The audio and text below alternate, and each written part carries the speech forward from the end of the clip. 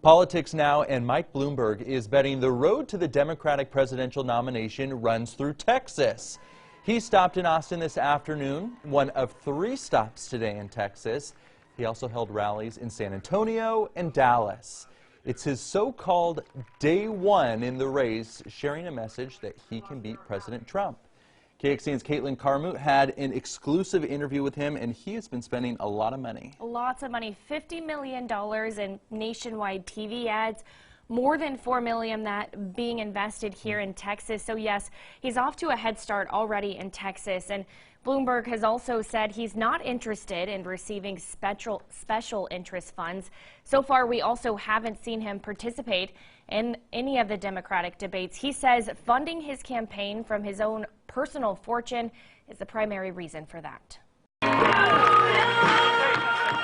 I think we have to set a new ethical standard for the way government works, and you start out with $1, and that's what I'm going to do. Making that message clear. Meanwhile, President Trump, I've always been independent of the special interests that seem to run our government. Taking bashes at President Trump. When I'm in the White House, no tweeting. During that exclusive interview, we asked him 2 things. Major effort policy you plan on undertaking if you do win? Get rid of the Hyde Amendment, which prohibits using money to help women who want to have an abortion.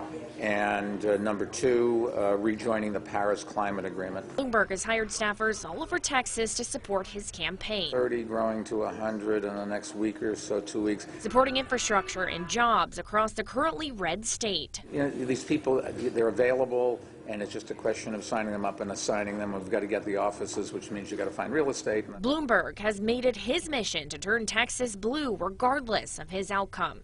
He plans to keep those staffers on the ground. In the case that he doesn't win the primary, they'll be there to support the Democratic frontrunner. I think we have to make sure that whoever wins the primary can replace Donald Trump. That's foreseeably millions more to support the Democratic Party. You're ready to clean out the Oval Office and get things done.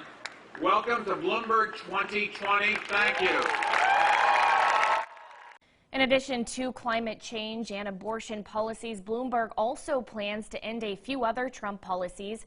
He'd made that clear during a comment aimed at Governor Greg Abbott regarding a refugee ban. He says Abbott's position makes Texas the first state to take up President Trump on his, quote, heartless and un-American policy. And he also aims to get things done based off of his prior experience in New York City as the mayor.